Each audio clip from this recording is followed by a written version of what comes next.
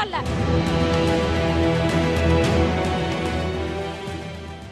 மீண்டும் வரவேற்கிறேன்.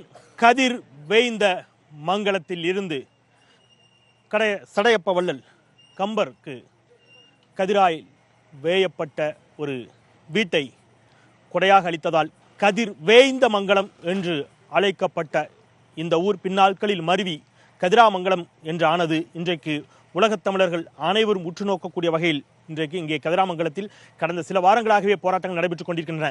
என்னதான் நடைபெற்றுக் கொண்டிருக்கிறது கதிராமங்கலத்தில்? அந்த மண்ணின் மக்களோடு நேர்பட பேச இருக்கிறோம். முன்னதாக அது குறித்த ஒரு சிறிய செய்தி தொகுப்பை பார்க்கலாம்.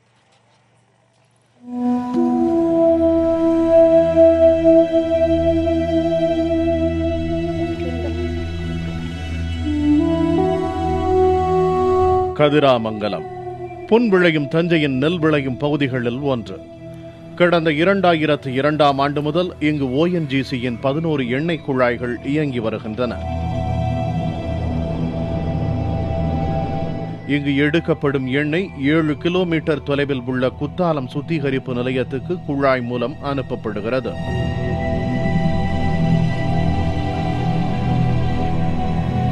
பூமிக்குள்ளிருந்து எண்ணெய் எடுக்கப்படுவதால் நிலத்தடி நீர்மட்டம் குறைந்து குடிநீர் ரசாயன கலப்போடு வருவதாலும் இங்கிருந்து குத்தாலத்திற்கு எண்ணெய் எடுத்து போகும் குழாய்கள் நிலம் முழுவதும் பரவி கிடப்பதாலும் கதிராமங்கலம் மக்கள் கடும் அதிருப்தியில் இருந்தனர்.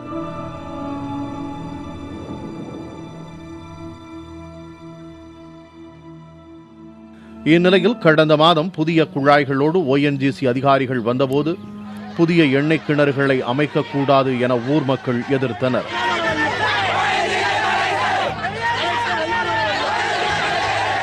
கடையடைப்பு, ஊர்வலம், கருப்பு கொடி என பல விதங்களில் போராடினர்.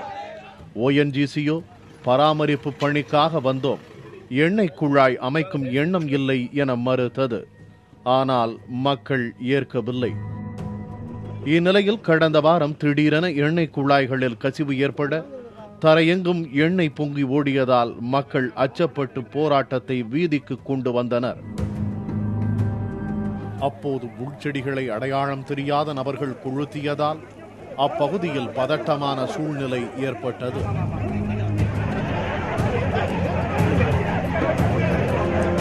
இதைத் தொடர்ந்து ஏற்பட்ட தடியடியில் பொதுமக்களும் பெண்களும் கடுமையாக தாக்கப்பட்டனர். பலர் கைது செய்யப்பட்டனர்.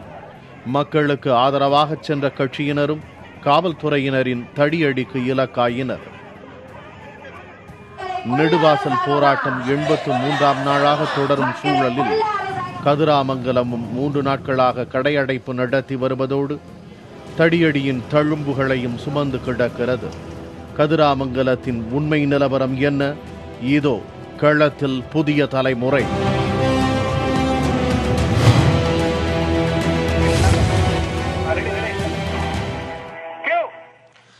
களத்தில் புதிய தலைமுறை இன்று காலை முதலே தொடர்ச்சியாக கதிராமங்கலத்தில் நடைபெற்றுக் கொண்டிருப்பதை செய்தியாக கொடுத்துக் கொண்டிருக்கிறது. அதன் ஒரு நீட்சியாக இந்த சிறப்பு நேர்பட பேசின் 2வது அமர்வில் நாம் பயணிக்க இருக்கின்றோம். ஏராளமான மக்கள் நம்மோடு இணைந்திருக்கிறார்கள். குறிப்பாக பெண்கள் ஏராளமான பேர் இணைந்திருக்கிறார்கள். இந்த பிரச்சனை எங்க வீரியம் பெற்றது?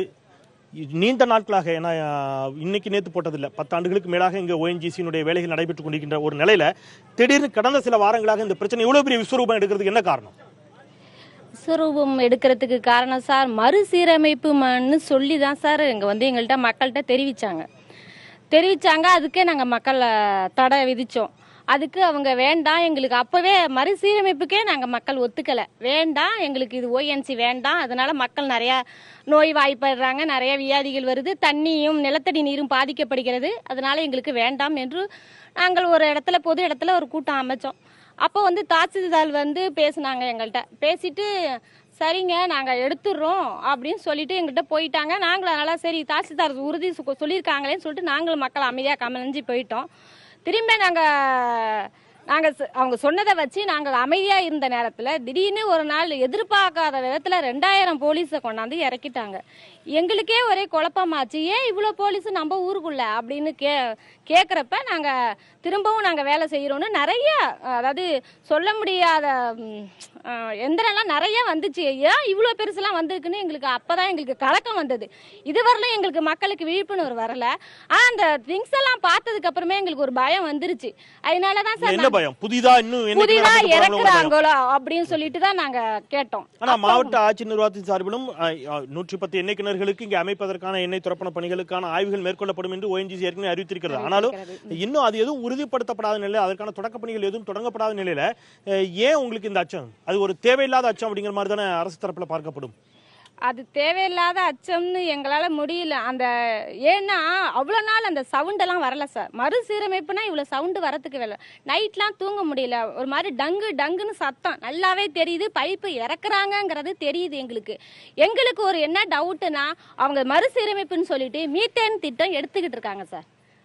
மீத்தேன் எடுக்கிறாங்க. அதனால எங்களுக்கு மக்களுக்கு திரும்பவும் எங்களுக்கு பாதிப்பு வருங்கிறதுனால நாங்கள் அதை தடுத்து நிறுத்துறதுக்கு பார்த்தோம்.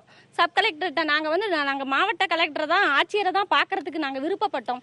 ஆனால் ஃபஸ்ட்டு தாசில்தார் வந்தாங்க, மறுபடியும் 2வது தடவை சப் கலெக்டர் வந்தாங்க. அவங்கள்ட்ட கோரிக்கை வச்சோம், அவங்க நிறைவேற்றுறோன்னு சொல்லிவிட்டு ஆனால் நிறைவேற்ற விடலை. அடுத்தது இவங்க போலீஸ் ரொம்ப கெடுபிடி பண்ண ஆரம்பிச்சிட்டாங்க. ஏன் எங்களுக்கே தெரியல ஏன் இப்படி பண்ணுறாங்கங்கிறது. அப்போ ஒரு தப்பு செய்கிற இடத்துல தான் போலீஸ் குமியும். சரி, காவல்துறை அதிக அளவில் குவிக்கப்பட்டிருந்து அப்படிங்கிற வார்த்தை வைக்கிறீங்க.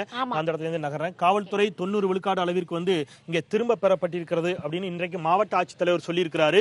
படிப்படியாக முற்றிலுமாக காவல்துறை இங்கிருந்து திரும்ப பெறப்படும் அப்படின்னு. நாளைக்கு அந்த மக்களோடு பேச்சுவார்த்தைக்கும் தயார் அப்படின்னு இருக்கிறாரு. ONGC குழாய்கள் பாதுகாப்பானதாக இருக்கிறதா அப்படிங்கறது குறித்து ஆய்வு செய்து ONGC நிறுவனத்திடம் அறிக்கை கேட்கப்பட்டிருக்கிறது அப்படின்னு இருக்கிறாரு. இன்னைக்கு மாலையே காவல்துறையினர் நிறைய பேர் வெளியேறிட்டாங்க. அதையும் நம்மால் பார்க்க முடிந்தது. இன்னமும் கூட இந்த காவல்துறை குறித்த அச்சம் ஏன் உங்களிடம் இருக்கிறது? ஐயா, நீங்க முதல்ல கேட்ட கேள்வி ஏன் இந்த பிரச்சனை திடீர் விஸ்வரூபம் எடுத்தது அப்படின்னு நீங்க கேட்டீங்க ஐயா. அதுக்கு முக்கிய காரணம் என்னன்னா, எங்க ஊர்ல இருந்து ஒருத்தவங்க, அதாவது கூலி வேலை செய்ய போனவங்க அந்த இடத்துல ONGCல பாதிக்கப்பட்டாங்க. அதாவது மிகப்பெரிய அளவில் பாதிக்கப்பட்டாங்க அவங்க உடல் ரீதியாக. அப்போ பாதிக்கும் போது எங்கள் மக்கள் இதை போய் யார்கிட்ட அப்ரோச் பண்ணுறது அப்படின்னே ஃபஸ்ட்டு தெரியல. அங்கே போய் கேட்குறது, இங்கே போய் கேட்குறது, ONGCகிட்ட கேட்குறது, அதிகாரிகள்கிட்ட கேட்குறது, எல்லாருமே எங்கள் மக்களை டைவர்ட் தான் பண்ணி விட்டாங்க. அங்கே போய் கேளு, இங்கே போய் கேளு. இது கிராமம், படிக்காத மக்கள் ஜாஸ்தியாக இருக்கிற ஏரியா. அதனால் அங்கே போய் கேளு, இங்கே போய் கேளு அப்படின்னு சொன்னாங்களே தவிர யாரும் எங்கே போய் கேட்கணுங்கிற முறையான அறிவுறுத்தல் கூட எங்களுக்கு ஃபஸ்ட்டு இல்லாமல் இருந்தது. இந்த நிலையில் தான் நாங்கள் ONGCக்காரங்களை பார்க்கும்போது நாங்கள் எங்களோட முறையை தான் நாங்கள் என்ன சொல்லணுமோ அதை தான் சொன்னோம். ஐயா, இது மாதிரி மிகப்பெரிய அளவில் பாதிப்பு வருது, உயிர் சேதம் கூட எங்கள் கிராமத்துக்கு ஏற்படுது, அச்சமாக இருக்குது, ஒரு அடி எடுத்து வைக்கும் போதும் அச்சமாக இருக்குங்க ஐயா. அதனால் நாங்கள் என்ன பண்ணணும் அப்படின்னு ஃபஸ்ட்டு நாங்கள் கேட்க போன இந்த தாய்மார்களை தான் அவ்வளோ ஒரு அராஜகமாக அடித்து சேலையை பிடிச்சி இழுத்து ரொம்ப ரொம்ப ரொம்ப எவ்வளோ கேவலப்படுத்த முடியுமோ இந்த தாய்மார்களை அத்தனை பேர் கேவலப்படுத்தினாங்க. அந்த இடத்துல தான் இந்த பிரச்சனை முன்னாடி விஸ்வரூபம் எடுத்த காலகட்டம். அதாவது மீன்ஸ் 2ஆம் தேதி ஜூன் 2. அதன் பிறகுதான் இந்த பிரச்சனை விஸ்வரூபம் எடுக்குது. ஆமா, அப்பையிலேருந்து தான். இந்த 30ஆம் தேதி பிரச்சனை எந்த இடத்துல, ஏன்னா 30ஆம் தேதி பிரச்சனைக்கு பிறகுதான் இது பெரிய அளவில் இன்னும் ஊடகங்கள்ல கவனத்தை பெற்றது, காவல்துறை தடியடிலாம் நடத்தப்பட்டது. அன்றைக்கு வைக்கப்பட்ட ஒரு கருத்துங்கிறது, மக்கள் இன்னும் கொஞ்சம் கூட பொறுமையை கையாண்டிருக்கலாம், மாலை வரை பொறுமையை கையாண்டார்கள், இன்னும் கூட கொஞ்சம் பொறுமையை கையாண்டிருக்கலாம் அப்படிங்கிற ஒரு கருத்து வைக்கப்படுகிறது. அந்த இடத்துல அந்த மாதிரியான ஒரு பதற்றமான சூழல் உருவாவதற்கு யார் காரணம், என்ன காரணம்? ஐயா, இப்போ ஏற்பட்ட இந்த 30ஆம் தேதி பிரச்சனையை சொல்லுங்க. 30ஆம் தேதி ஐயா, 30ஆம் தேதி பிரச்சனையை பொறுத்த அளவுல முழுக்க காரணம் திரு கலெக்டர் ஐயா அவர்கள் தான். ஏன்னா எங்க மக்கள் 6 மணில இருந்து சாயந்தரம் 6 மணி வரைக்கும் சாப்பாடை கூட பொருட்படுத்தாம, இங்க எத்தனையோ சர்க்கரை வியாதிகள் உள்ளவங்க கூட இருக்காங்க, எத்தனையோ நோயாளிகள் இருக்காங்க. தன்னோட நோய் மருந்து மாத்திரை அத்தனையும் மறந்து எங்க ஊருக்காக நாங்க அந்த இடத்துல உட்காந்துருந்தோம். 6 மணில, காலைல 6 மணிலேருந்து சாயந்தரம் 6 மணி வரைக்கும் நாங்கள் உட்காந்துருந்தோங்க ஐயா. எல்லாரும் வந்தாங்க. ஆனாலும் நாங்கள் ஏன் அவங்கள அதாவது அவங்க போய் பார்க்க விடலை அப்படின்னு ஏன் சொன்னோம் அப்படின்னா, எல்லாருமே முன்னாடி பார்த்தவங்க தான். அதாவது எந்த பிரச்சனையுமே வராது அப்படின்னு சொல்லி உறுதிமொழி யார் கொடுத்துட்டு போனாங்களோ ஐயா, அவங்க தான் திரும்பி வந்தாங்க. அதனால தாங்க ஐயா நாங்கள் பார்க்க விடல. ஏன்னா அவங்க உறுதிமொழி தப்பாக போச்சு இந்த இடத்துல. அதனால நாங்கள் பார்க்க விடல. அதனால திரு கலெக்டர் ஐயா அவர்களை நாங்கள் முழுக்க நம்பி அவங்க வருவாங்க, நம்ம குறைகளை நம்ம அவங்கள்ட்ட சொல்லலாம் அப்படின்னு நாங்கள் காத்திருந்த போது தான் இந்த கலவரம் பெரிய விஸ்வரூபம் எடுத்தது. சரிங்களா? அப்ப வந்து இதுக்கு முழு காரணம் கலெக்டர் ஐயா தான். 6 மணில இருந்து இன்னும் கூட கலெக்டர் உங்களை நேர்ல கொஞ்சம் முன்னாடியே சந்திச்சுக்கலாம் பாத்துருக்கலாம் ஐயா. இன்னைக்கு கடந்த 2 நாளா கலெக்டர் ஐயா வந்து உயிரில்லாத இந்த ஓஎன்ஜிசிக்காக 2 நாளா சுத்தி வராங்க ஐயா. வந்து பாக்குறாங்க, எல்லாமே செய்யறாங்க. ஆனா உயிருள்ள நாங்கள் அத்தனை பெரிய ஆபத்தான சூழ்நிலையில உயிருள்ள எங்க மக்கள் இங்க இருக்கும் போது இந்த கலெக்டர் ஐயா எங்களுக்காக வரல, ஏன்னு கேட்கல. அப்ப நாங்க அன்னைக்கு எங்களுக்கு ஏதோ ஒன்று ஆயிருந்துச்சு, அது வெடிச்சு நாங்க எல்லாருமே கருகிருந்தோம். அப்ப என்னங்க செஞ்சிருப்பாங்க? அப்ப உயிரில்லாத ஓஎன்ஜிசியை மதிக்கிற இந்த அரசாங்கம் எங்களை மதிக்கலைங்க. அதான் நீங்க பேசுங்க. யார் பேசுறீங்க?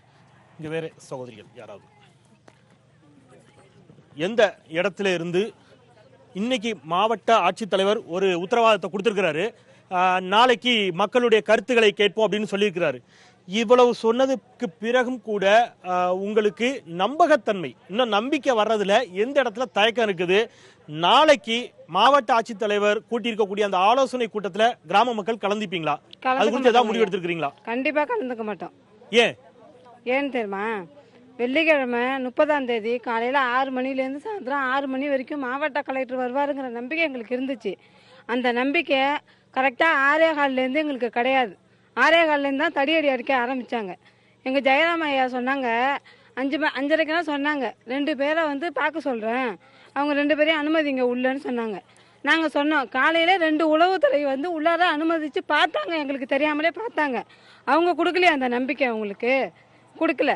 அதுக்கப்புறம் அவங்க சொன்னாங்க தடியடி அடிக்க ஆரம்பிச்சிட்டாங்க, என்ன தடியடி அடிக்க ஆரம்பித்தாலும் நம்ம வந்து களையக்கூடாதுன்னு சொன்னாங்க. 6:15 இவங்க வந்து உள்ளே போன உடனே தான் இந்த தீ விபத்து ஏற்பட்டது.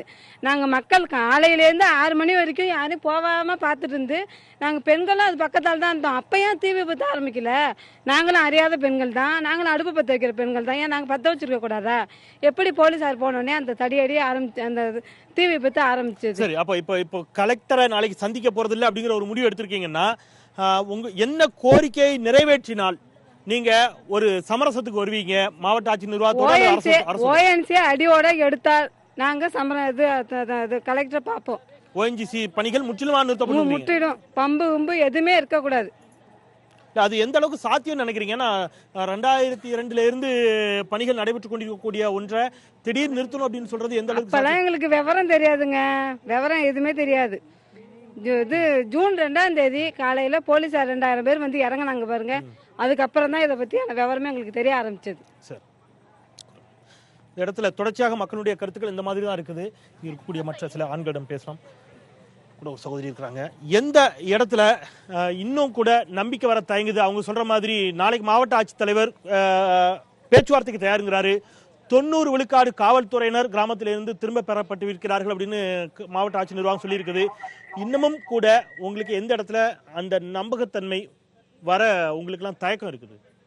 ஐயா, இன்னைக்கு இவங்க மக்கள் தான் இந்த அடிதடிக்கெல்லாம் காரணம்னு முதலமைச்சர் ஐயா சொல்லியிருக்காங்க. இவ்வளவு நேரில் இருந்து பார்த்துருக்கோம். நாங்கள் எங்களுக்கு நிறைய ஆபத்து இருக்குன்னு தெரிஞ்சும் அந்த இடத்துல எது நடந்தாலும் நடக்கட்டும், தீ விபத்து வந்தாலும் வரட்டும், ஆனால் கலெக்டர் வந்து பேச்சுவார்த்தை நம்மகிட்ட நடத்துவார்னு நம்பி உட்காந்தப்ப அப்போ வராத கலெக்டர் தோ இருக்கு தஞ்சாவூர், ஒரு 3/4 மணி நேரத்துக்கு இங்கே வந்துடலாம். அவர் மட்டும் ஒரு 5 மணிக்கு வந்திருந்தா கூட இவ்வளோ பெரிய சம்பவம் எங்கள் ஊரில் நாங்கள் எங்கள் வாழ்க்கையிலையும் சரி, எங்கள் பிள்ளைங்க இதில் சினிமாவில் மட்டும் பார்த்த காட்சி இது நேரடியாக பார்க்கக்கூடிய சூழ்நிலை வந்துருச்சு. இவ்வளோ ஒரு இது நடந்ததுக்கு அப்புறம் இப்போ இன்னைக்கு 2 நாளாக வந்துட்டு போகிறாரு. யாருக்காக வந்துட்டு போகிறாரு? ஓஎன்ஜிசி பாதுகாப்பு அவங்க சொல்கிறத கேட்டுக்கிட்டு வந்துட்டு போகிறாங்க. அப்போ 2000 போட்டதுலேருந்து தான் எங்களுக்கு 10 அடியில் வந்த தண்ணி. நாங்கள் விவசாயம் வந்து வாழை பண்ணணும், மஞ்சள் நெல் அனைத்தும் பண்ணோம். வருஷத்துக்கு 300 லோடு 400 லோடு வரலையும் பச்சை வாழை அனுப்பணும். மஞ்சள் விவசாயம் பண்ணி புஞ்சை நிலத்தில் மஞ்சள் விவசாயம் பண்ணி ஈரோடு சந்தைக்கு கொண்டு போய் உலக அளவில் போச்சு அந்த மஞ்சள்லாம். அந்த அளவுக்கு நாங்கள் விவசாயம் பண்ணணும். 10 அடியில் தண்ணி வந்தது. நதி நீரை பயன்படுத்தி நாங்கள் சாகுபடி செஞ்சுக்கிட்டு இருந்தோம். இப்போ தண்ணீர் எத்தனை அடியில் இருக்குது? இப்போ போர் போட்டாலும் தண்ணி வருதா? போர் போட்டால் 150 அடியில தான் விவசாயம் பண்ணக்கூடிய நிலைமையில இருக்கு. 150 அடி 200 அடியில விவசாயம் போர் போட்டாதான் தண்ணி வந்து விவசாயம் பண்ணக்கூடிய நிலையில இருக்கு. சிறு குறு விவசாயிகளால அதை போட முடியாது. அவங்கள்ட்ட அந்த வாழ்வாதாரம் அந்த வசதி கிடையாது. குறிப்பிடறதுக்கு மன்னிக்கணுமா, இப்ப மாவட்ட ஆட்சித்தலைவர் இந்த பிரச்சனை குறித்து இன்னைக்கு பேசிக்கிறாரு. மாவட்ட ஆட்சி நிர்வாகம் என்ன சொல்றாங்க அப்படின்னா, இந்த இடத்துல தண்ணீர் பிரச்சனை அப்படிங்கிறது எல்லா இடத்திலும் இருக்குது, தமிழ்நாடு முழுவதும் இருக்குது. தமிழ்நாடு முழுவதும் இருக்கக்கூடிய தண்ணீர் பிரச்சனையை சரி செய்வதற்குரிய நடவடிக்கை எடுப்பது போலவே இங்கேயும் நாங்க அந்த நடவடிக்கை எடுப்போம் அப்படிங்கிறாரு. அவங்க குடி தண்ணிக்கு தானே சார் சொல்றாங்க, விவசாயத்துக்கு ஒண்ணுமே சொல்லலையே. குடி தண்ணி மட்டும் நாங்க குடிச்சிட்டு எப்படி சோறு இல்லாத வெறும் தண்ணியை குடிச்சிட்டு வாழ்ந்துட முடியுமா? நாங்க விவசாயத்துக்கு சொல்லலையே அவங்க. இல்ல குடி தண்ணீர்ங்கிறத தாண்டி நீங்க வைத்த பிரதான வாதம்ங்கிறது இங்க குடி தண்ணீர் மாசுபட்டு போச்சு, ஆமா பாட்டில் தண்ணி எல்லாம் நீங்க எடுத்து இது பண்றீங்க, அது பெரிய அளவுல வந்து கெட்டு போச்சு அப்படிங்கிற வாதத்தை தான் வைக்கிறீங்க. அந்த வாதத்துல அவர் வந்து என்ன சொல்றாரு, இல்ல நாங்க அந்த குடி தண்ணீரையும் சரி செய்து கொடுப்பதற்கான நடவடிக்கை எடுப்போம் அப்படிங்கிறாரு. இப்ப அந்த மஞ்சள் கலந்த இந்த கச்சா எண்ணெய் வந்தது இல்லையா, அதே அளவுல அதுல காவாசி கலந்து இப்ப குடி தண்ணி வந்துகிட்டு இருக்கு.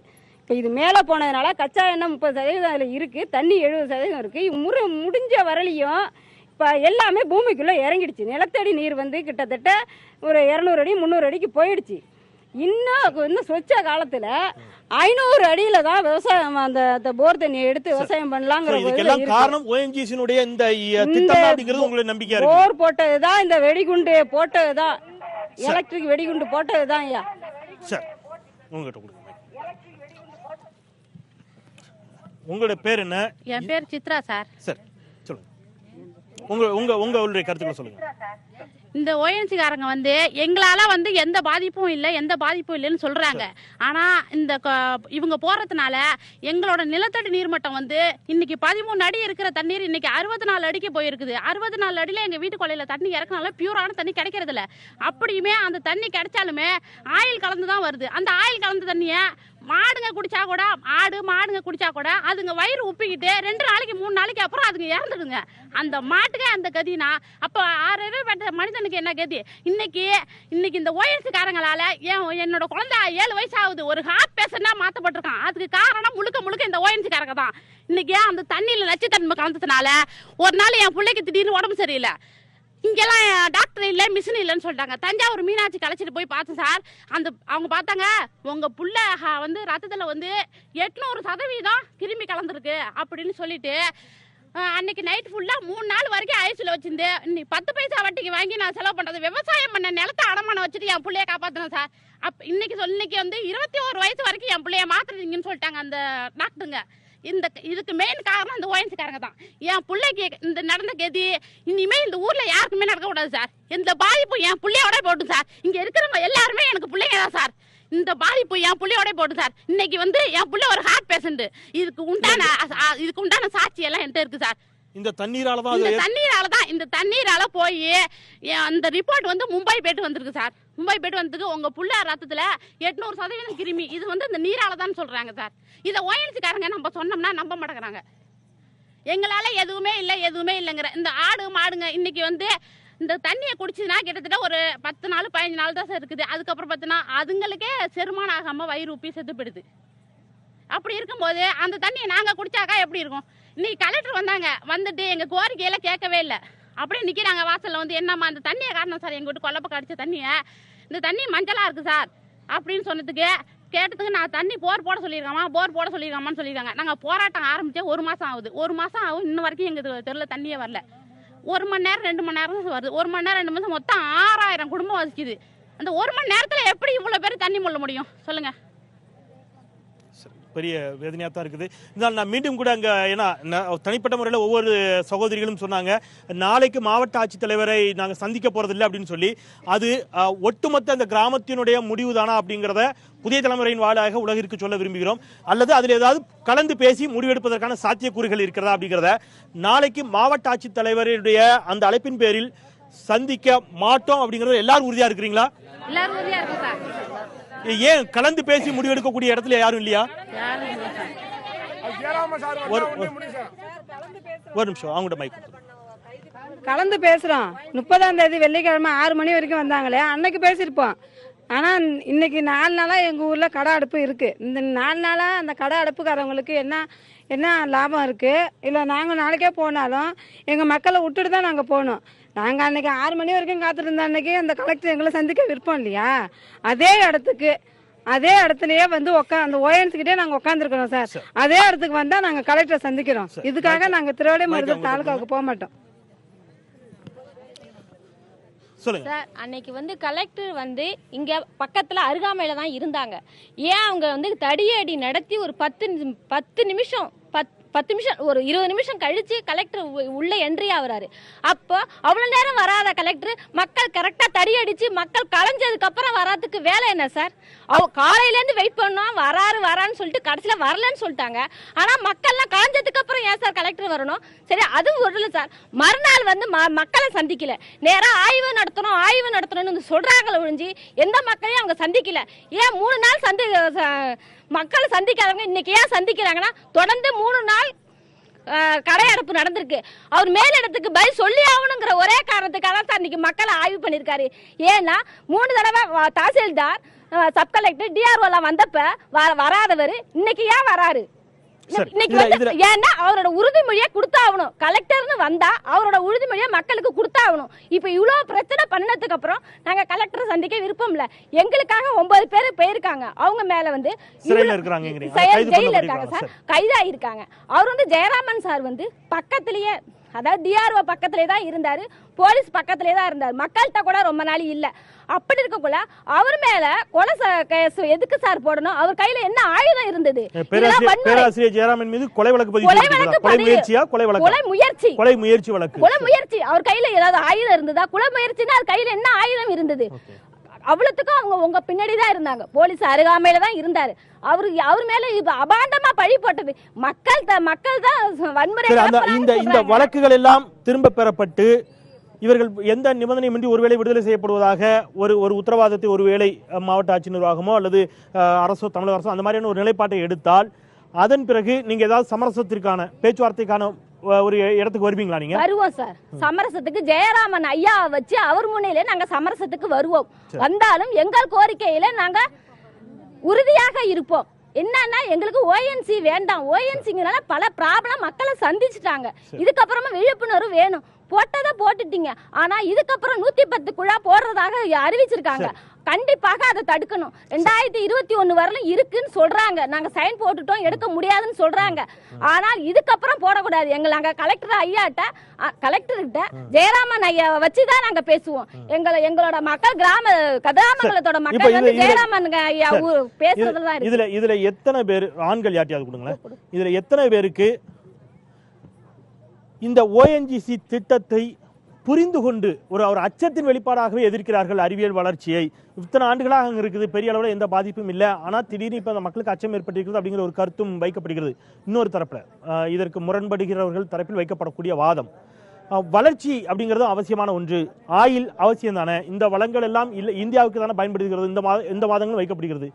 இதை எப்படி பார்க்குறீங்க? என்ன புரிதலோடு இந்த திட்டத்தை எதிர்க்கிறீங்க? வேறு அச்சத்தில் இருந்து மட்டுமே இந்த திட்டத்தை எதிர்க்கிறீங்களா? அச்சம் மட்டும் கிடையாது சார். இந்த ஊரை பொறுத்தளவுக்கு பார்த்தீங்கன்னா 70% வந்து விவசாயம் தான் அதிகம். பொதுவாக டெல்டா மாவட்டம்னாலும் இந்த 5 மாவட்டமே பார்த்தீங்கன்னா விவசாயம் தான். எல்லாருக்கும் உலகத்துக்கே தெரிஞ்ச வந்து தஞ்சை மாவட்டம் வந்து நெற்கதிரால் வேஞ்சது எல்லாருக்குமே தெரிஞ்ச விஷயம். அப்போ இங்கே என்ன சோர்ஸ் அதிகமாக இருக்கோ அதை வந்து டெவலப் பண்ணலாம் கவர்மெண்ட்டு. அதை விட்டுட்டு இங்கே இருக்கிற வளத்தை சுரண்டணுங்கிற அவசியமே கிடையாது, நெசசிட்டியே கிடையாது. அப்போ இங்கே என்ன சோர்ஸ் நிறையா வரும், ஏன் நெல்லை நல்லா விளைய வைக்கலாம், நிறைய கரும்பு விளைய வைக்கலாம், அதேமாதிரி நிறையா விளைய வச்சு அது மூலமாக கொண்டு போகலாம். ஏன் அதை செய்யாம இங்க இருக்கிற வளத்தை புடுங்கி தான் செய்யணும் அவசியமே இல்லையே. தனிப்பட்ட முறையிலும் சரி அல்லது புதிய தலைமுறை இந்த மக்களுடைய உணர்வுகளுக்கு மதிப்பளிக்கிறது, புரிந்து கொள்கிறோம், உங்களுடைய குரலை புரிந்து கொள்கிறோம். அதனாலதான் முழுவதுமாக உங்களோட களத்தில் இருந்து செய்திகளை கொடுத்து கொண்டிருக்கின்றோம். ஆனா ஒரு வாதம் வைக்கப்படுதில்லை, இந்தியாவிற்கு ஆயில் அண்ட் கேஸ் தேவை. அந்த ஆயில் அண்ட் கேஸ் இந்தியாவிலே இருக்கின்ற பொழுது அதை அங்கிருந்து எடுக்க வேண்டிய அவசியத்திற்கு அரசு அந்த இடத்துக்கு வர வேண்டிய தேவை அந்த இடத்துல தான் வருது. அதுல முடிந்த அளவிற்கு இந்த மக்களுக்கு பாதுகாப்பாக, இந்த மக்களுக்கு இந்த பிரச்சனை இல்லாம தான் நாங்க செய்யறோம் அப்படிங்கறதான அரசு தரப்புடைய வாதமா இருக்குது. பட் எந்த அளவுக்கு நம்புறதுங்கிறதுக்கான வாய்ப்பே இல்லை சார். ஏன்னா நமக்கு விளக்கங்கள் யாரும் கொடுக்கறது இல்லை. ஆக்சுவலாக பார்த்தீங்கன்னா 19ஆம் தேதி இந்த போராட்டம் நடந்துச்சு, முதல் கட்ட போராட்டம். அன்னைக்கு பார்த்தீங்கன்னா தாசில்தார் சொன்னாங்க 3 நாளில் நாங்கள் தடவாளம் எல்லாத்தையும் எடுத்துருவோம், கலைஞ்சி செய்யுங்க எங்களுக்கு வந்து. அப்போ கூட எங்கள் இதிலே ஒருத்தர்கிட்ட எழுதி கொடுத்தாங்களான்னு கேட்டார். இல்ல வாய்மொழி உத்தரவா சொல்லியிருக்காங்க, சப் கலெக்டர் கொடுத்துருக்காங்க, அதனால வந்து 3 நாள் எடுத்துருவோம். நாங்க 3 நாள் வரைக்கும் ஆக்சுவல் 19, 20, 21, 22, 23, 24 வரைக்கும் நாங்க வெயிட் பண்ணோம். 25ஆம் தேதி எங்களை சப் கலெக்டர் ஒரு பீஸ் மீட்டிங் அப்படின்னு சொல்லிட்டு எங்களை அழைச்சிட்டு போனாங்க. ஒரு 15 பேரை கொண்டு போயிட்டு அப்ப அங்க நிறைய கொஸ்டின்ஸ் கேட்டோம். அவங்க சப் கலெக்டர் என்ன சொன்னாங்க, ONGC நிர்வாகத்துக்கிட்ட எல்லா கொஸ்டினுக்கும் இதுக்கு பதில் நீங்க கொடுத்துதான் ஆகணும் அப்படின்னாங்க. திருப்பி 2வது முறை எங்களை கூப்பிட்டு இந்த பதில் சொல்லும் போது இதுக்கான சரியான விளக்கம் சரியான விளக்கம் கிடையாது சார். ஏன்னா பொதுவா பாத்தீங்கன்னா அதுல கெமிக்கல் நிறைய யூஸ் பண்றாங்க. நீங்க எந்த ONGCல எந்த எப்பயுமே இத்தனை கெமிக்கல் இதுல யூஸ் பண்றோம் அப்படிங்கிற லிஸ்ட்டை கொடுக்கவும் மாட்டேங்கிறாங்க. நெக்ஸ்ட் சார், நம்ம இம்ப்ளிமெண்ட் ஒன்னு ரெடி ஒரு ONGC பிளான் போடுறோம்னா அதோட ரூல்ஸ்னு ஒன்று இருக்கும். கண்டிப்பா ஒரு ஸ்கூல் கட்டுறோமோ இல்ல எந்த ஒரு பில்டிங் கட்டினாலும் ரூல்ஸ் இருக்கும். அந்த ரூல்ஸை காட்டவும் மாட்டேங்கிறாங்க. சரி, ஓகே. மக்களுக்கு இன்னும் கூட திறந்த மனதோடு வெளிப்படையாக ONGC நிர்வாகம் மக்களுக்கு விளக்கம் அளிக்கவில்லை அப்படிங்கிற வாதத்தை இங்கே இருக்கக்கூடிய இந்த மண்ணின் மக்கள் வைத்துக் கொண்டிருக்கிறார்கள். பெண்களும் கூட மிக தீவிரமாகவும் உறுதியாகவும் தங்களுடைய போராட்டத்திலும் தங்களுடைய வலுவான வாதங்களையும் வைத்துக் கொண்டிருக்கிறார்கள். இன்னும் கூட நிறைவே பேச வேண்டியிருக்கிறது. ஒரு சிறிய இடைவேளைக்கு பிறகு திருச்சி நிலையத்திலிருந்து நம்மோடு நல்லதுரை அவர்களும் இணைகிறார்கள். அவரும் கூட இந்த போராட்டத்தை தொடர்ந்து ஈடுபட்டுக் கொண்டிருக்கக்கூடிய ஒருவர். நீங்களும் இணைந்திருங்கள். நேர்பட பேசலாம் சிறிய இடைவேளைக்கு பிறகு. மீண்டும் வரவேற்கிறேன். நேர்பட பேசலாம் சிறிய இடைவேளைக்கு பிறகு கதிராமங்கலத்திலிருந்து மண்ணின் மக்களோடு பேசிக் கொண்டிருக்கின்றோம். நம்முடைய திருச்சி அரங்கிலிருந்து தொடர்ந்து இந்த போராட்ட களத்தில் ஈடுபட்டு வரும் நாம் தமிழர் கட்சியை சார்ந்தவருமான திரு நல்லதுரை அவர்கள் இணைந்திருக்கிறார். அவருடைய கருத்துக்களை கேட்கலாம். திரு நல்லதுரை, வணக்கம், வரவேற்கிறோம். இங்க மக்களோடு இந்த புதிய தலைமுறை இந்த நேர்பட பேசு நீங்களும் கூட அங்க திருச்சி நிலையத்தில் பார்த்துட்டு இருப்பீங்க. இந்த போராட்டத்திற்கான முடிவு அல்லது இதற்கான ஒரு தீர்வு, ஒரு போராட்டம் அப்படின்னு வந்துடுச்சுன்னா 2 பக்கத்திலையும் பேச்சுவார்த்தையில ஓரளவிற்கு விட்டு கொடுத்தலோ அல்லது சமரசத்தை நோக்கி நகரணும் அப்படிம்பாங்க. போராட்டக்காரர்கள் தரப்பில் நீங்களும் போராட்டக்காரர்கள் ஒருவர் அப்படிங்கிற முறையில உங்கள் தரப்புல நீங்க என்ன மாதிரியான சமரசங்களை அதிகபட்சமாக உங்களால் செய்து கொள்ள முடியும் அப்படின்னு நினைக்கிறீங்க?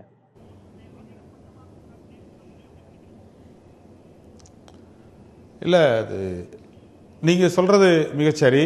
ஒரு போராட்டம் என்பதே கடைசியாக ஒரு பேச்சுவார்த்தையின் மூலமாக தான் அந்த போராட்டத்தினுடைய கோரிக்கைகளை வென்றெடுக்க முடியுங்கிறது முற்றிலும் சரியான ஒரு செய்தி.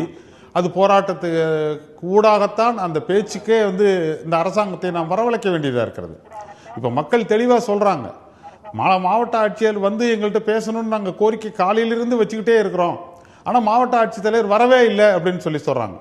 இதில் இன்னும் கூடுதல் உண்மை என்னன்னு கேட்டால், இந்த மாதிரி இப்போ அங்கே குழாய் வெடிச்சிருச்சு, எண்ணெய் கசிவு ஏற்பட்டிருக்கிறது, அது மக்களுக்கு ஆபத்தாக இருக்குன்னு சொல்லி மக்கள் போராடிக்கிட்டு இருக்கிறாங்க அப்படின்னு சொல்லி அங்கேருந்து எனக்கு தகவல் சொல்கிறாங்க. நான் காலையில் 10:43க்கு மாவட்ட ஆட்சியர்கிட்ட நேரடியாக தொலைபேசியில் நான் பேசி, இந்த மாதிரி அங்கே ஒரு பிரச்சனை நடந்துகிட்டு இருக்கு, மக்கள் உங்களை தவிர வேறு எந்த அதிகாரிகிட்டையும் பேசுவதற்கு நம்பிக்கையற்று இருக்கிறாங்க. காரணம், அவர்கள் இதற்கு முன்பு பேசிய வார்த்தையில் அவர்களுக்கு நம்பிக்கை ஏற்படவில்லை. காரணம், பேசினது ஒன்று செஞ்சது ஒன்றா இருக்காங்க. ஏன் அப்படின்னு அவர் கேட்கும் பொழுது கூட நான் சொல்றேன், ஏற்கனவே உங்களுடைய சாராட்சியர் அந்த ஜூன் 2ஆம் தேதி நடவடிக்கைக்காக துரப்பண பணிக்கு இயந்திரங்களை எல்லாம் கொண்டு போய் இறக்கும் பொழுதே மக்கள் கடுமையாக எதிர்த்து போராடுறாங்க. அப்ப அந்த சாராட்சியர் அங்க இருந்த காவல்துறை எல்லாம் சேர்ந்து என்ன சொல்றாங்க, எங்களுக்கு 4 மணி நேரம் அவகாசம் கொடுங்க, நாங்க இது எல்லாத்தையும் எடுத்துக்கிறோம், அதுக்கப்புறம் பேச்சுவார்த்தை நடத்தி எல்லாம் சுமூகம் ஏற்பட்டதுக்கு பிறகு நாங்க எங்களுடைய பணியை தொடர்றோம் அப்படின்னு சொன்னாங்க. எனவே நாங்கள்லாம் கலைஞ்சு போனதற்கு பிறகு ஒரே ஒரு எந்திரத்தை மட்டும் அங்கிருந்து இறக்கி நவுத்திட்டு அடுத்த 1 மணி நேரம் 2 மணி நேரத்துக்குள்ளாக ஆயிரக்கணக்கில் போலீஸை கொண்டாந்து அங்க குவிச்சு எங்களை மீண்டும் ஒன்று சேர விடாமே அவர் பண்ணிட்டாரு. எனவே அவரை நம்பி அவர்கிட்ட நாங்க பேச்சுவார்த்தை நடத்த முடியாது என்பது மக்களின் கோரிக்கையா இருக்குன்னு சொல்லி நான் மாவட்ட ஆட்சித்தலைவர்கிட்ட சொல்றேன், காலையிலே சொல்றேன். ஆனா நான் போறேன் அப்படின்னு சொல்றாரு. மதியம் 2 மணிக்கு என்ன நடந்திருக்குன்னு நான் விசாரிக்கும் பொழுது, நான் டிஆர்ஓவை அனுப்பிச்சிருக்கிறேன், டிஆர்ஓ பார்த்து பேசிட்டு நீங்க வாங்கன்னு கூப்பிட்டா நான் போவேன் அப்படின்னு சொன்னா, ஒரு மாவட்ட ஆட்சியர் இந்த மக்களை காப்பது அவருக்கு பொறுப்பு இல்லையா? மாவட்ட ஆட்சித்தலைவர் சொல்றாரு, நான் வேறு அரசு அலுவலாக இருந்தேன், எனவே நான் உடனடியாக அங்க வர முடியலைங்கிறாரு. அப்போ மக்கள் இவ்வளவு பெரிய ஆபத்தை சந்தித்து கொண்டிருப்பது என்பது ஒரு முக்கியமான அரசின் கடமை இல்லையா? அவங்கள போய் பேச வேண்டியது அவசியம் இல்லையா? என்ன இது, என்னது இது மாத்திரம் இல்ல, நான் கடந்த 21ஆம் தேதி நல்லதுரை நீர் கெட்டு இது நிறம் மாறி போச்சு. இதுல திரு நல்லதுரை குறுக்கிடவருக்கு மன்னிக்கணும். இது 2002 இருந்து இந்த திட்டங்கள் இங்கே செயல்படுத்தப்பட்டு கொண்டிருக்கின்றன அப்படிங்கிற இடத்துல இந்த போராட்டங்களில் மாற்று கருத்து உடையவர்கள் வைக்கக்கூடிய வாதம் அப்படிங்கிறது மக்களை ஒரு சில அரசியல் கட்சிகள் அல்லது ஒரு சில இயக்கங்களை சேர்ந்தவர்கள் சில நேரங்களில் மிஸ்கைட் பண்றாங்க, சில நேரங்களில் தவறாக வழிநடத்தக்கூடிய வாய்ப்பு இருக்கிறது அப்படிங்கிற ஒரு கருத்தை வைக்கிறாங்க. அந்த மாதிரியான மாறுபட்ட கருத்துக்களை வைப்பவர்களுடைய வாதங்களை நீங்க எப்படி பாக்குறீங்க? அதுல உண்மை முற்றிலும் இல்லை அப்படின்னு நீங்க மறுக்கிறீங்களா? நிச்சயமா நான் மறுக்கிறேன். காரணம், அவர்கள் உண்மையை சொல்லி இவர்களுக்கு இந்த திட்டத்தினுடைய பாதிப்புகளை அவர்கள் சொல்லி இருக்கும் பட்சத்தில் புதிய புதிய அமைப்புகள், புதிய புதிய கட்சிகள், புதிய கருத்துக்களை சொல்ல வேண்டிய அவசியமே ஏற்பட்டிருக்காது. ஆனால் அந்த மண்ணில் இந்த குழாய் வருவதற்கு காரணமாக இருந்த அரசியல் கட்சிகள், அந்த குழாய் வந்தது சரிதான் என்று சமாதானம் சொல்லக்கூடிய அரசியல் கட்சிகள் தான் இன்னைக்கு சொல்றாங்க, இந்த ஐயா ஜெயராமன் போன்றவர்கள் எல்லாம் இந்த மக்களை தவறான வழி நடத்துறாங்க, இந்த போராட்டத்துக்கு மக்களை தூண்டுகிறார்கள் என்று சொல்வது என்பது மக்களுக்கு செய்யற மிகப்பெரிய துரோகம். அது எங்கள் மீது வைக்கப்படுகிற தவறான குற்றச்சாட்டு. இன்றைக்கு நீங்க கேட்டீங்க ஏன் திடீர்னு இப்போ ஒரு எழுச்சி ஏற்பட்டிருக்கு மக்கள் மத்தியில்னு.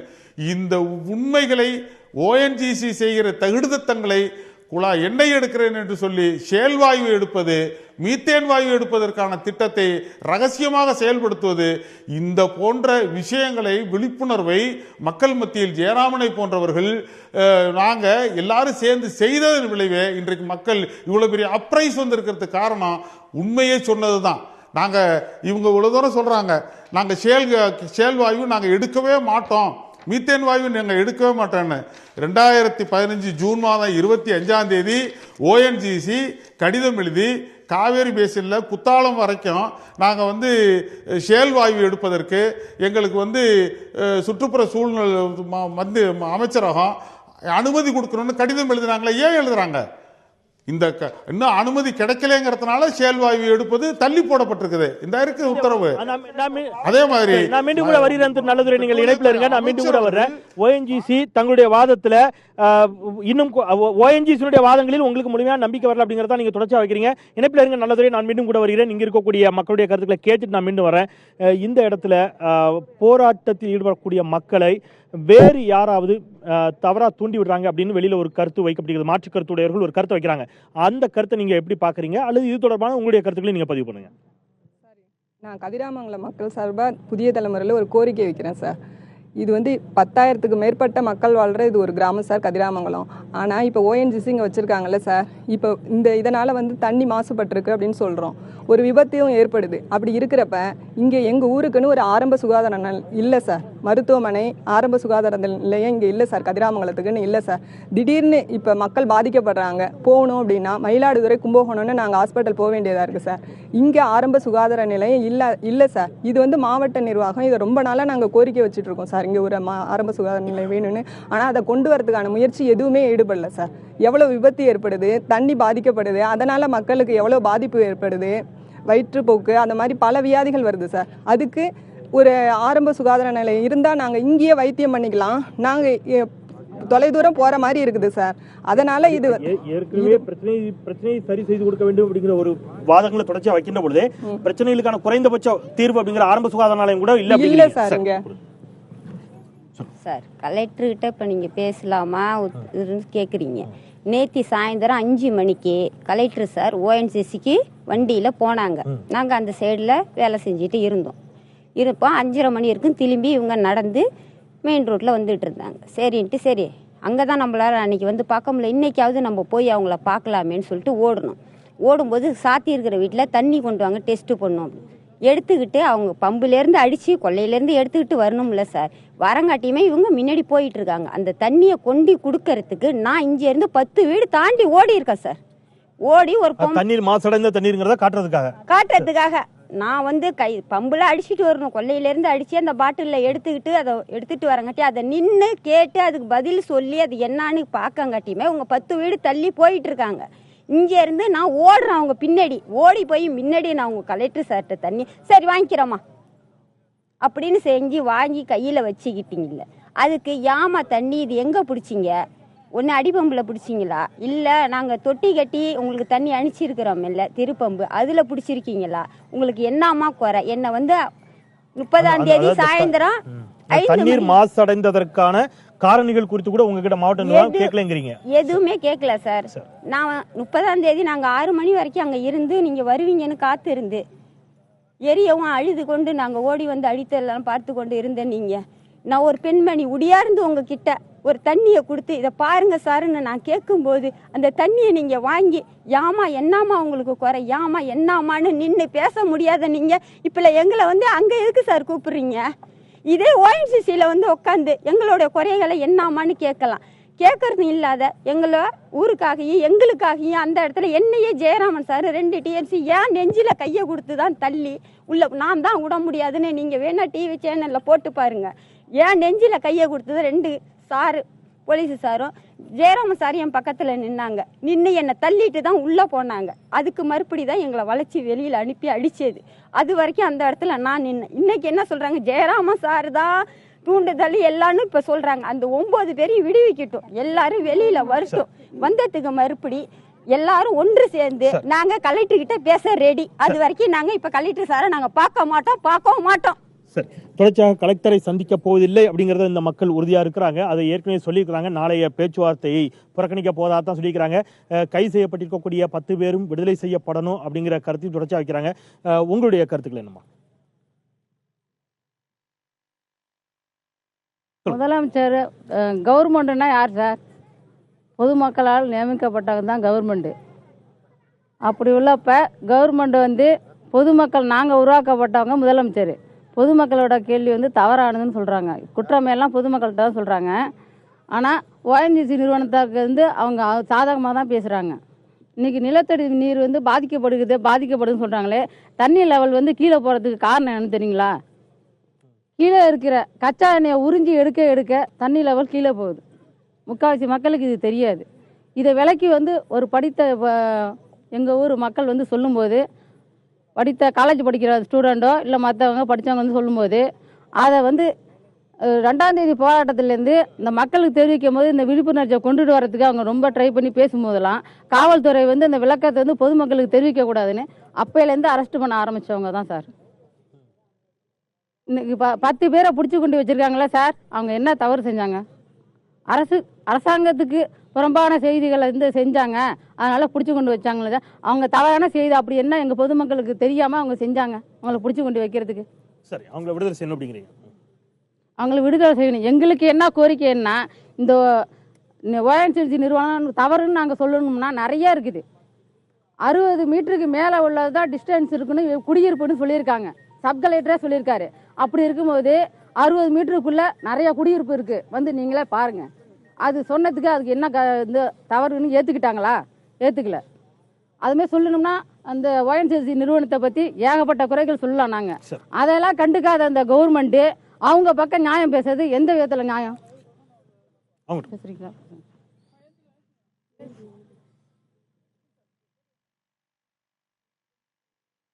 முதல்ல சொல்றது 9 பேருங்கிறாங்க. முதல் நாள் 30ஆம் தேதி வந்து 9 பேரை அரெஸ்ட் பண்ணாங்க. அடுத்த நாள் வந்து ஒரு கோயிலில் உட்காந்து ஒரு 10 பேர் கூட விளையாண்டுக்கிட்டு இருந்தவங்கள அடித்து கீழே தள்ளி குளத்துல தள்ளி வேனில் போட்டு அடிச்சுட்டு போயிருக்காங்க. ஆனால் அதை வந்து ஜட்ஜுக்கிட்ட அதை சொல்லக்கூடாது அப்படின்னு அவங்கள மிரட்டி அவங்ககிட்ட வாக்குமூலம் வாங்கியிருக்காங்க. அது எப்படி நானும் ஒன்றும் தெரியல. நாளைக்கு இன்னும் அவங்கள மட்டும் இல்லை, இந்த 10 பேர் மட்டும் இல்லை, இன்னும் ஒரு 10 பேரையும் அவங்கள வந்து கண்காணிச்சுக்கிட்டு அவங்களே அரெஸ்ட் பண்ணுறதுக்கு எல்லாம் இருக்காங்க. அதை வந்து இந்த இன்னும் 10 பேரையும் காட்டி கொடுக்கறதுக்காக இவங்கெல்லாம் எங்கெங்கே இருக்காங்க, இவங்களை எப்படி அரெஸ்ட் பண்ணலாம் அப்படின்னு சொல்கிறதுக்கு இங்கே உள்ளூர்லேயே மக்கள் வந்து கருப்பாடுங்க இங்கே நிறையா இருக்குது.